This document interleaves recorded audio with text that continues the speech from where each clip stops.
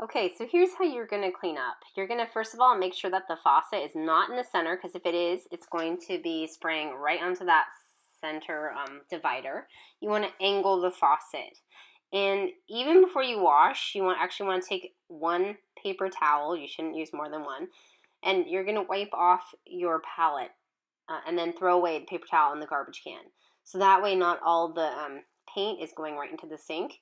You also want to make sure that there's like a little drain cup thing uh, to kind of block all the paint from going into the sink too. You want to make sure that's in place too. So it's like a little strainer on the drain. And I'm taking one of the scrubbies. There's a clear container filled with like little scrubby sponges, and that's what I'm using here to clean out the palette. And this is your palette. It's up to you to take care of it. If you don't mind it getting really funky, that's your business. But I will say it's better if you keep it cleaner, because it has to last you from now until the end of May. So the acrylic paint dries pretty fast. It probably dries within about 15 minutes. So some of that stuff isn't going to come off that easily. So I'm just trying to get the majority of it off.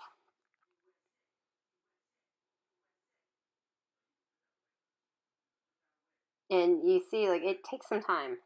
I think it's taking me about 3 minutes total to clean up, which doesn't seem like a lot of time, but you multiply it times 36 people in the room, and that can add up.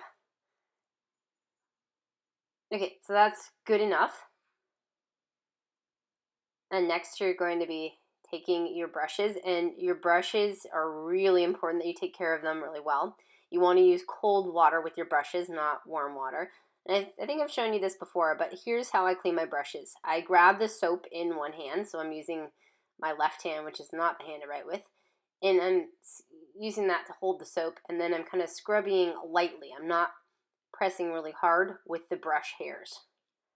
And it's actually really important that you keep the shape of the brush, so you'll see that in a moment there I'm going to pinch the brush into its shape.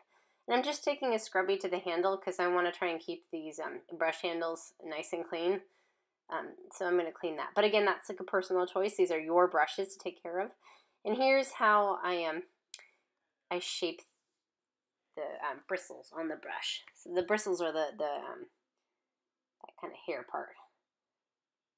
And you also want to take your palette knife and clean that off too. There's going to be a little black bucket. That's where you're going to store palette knives.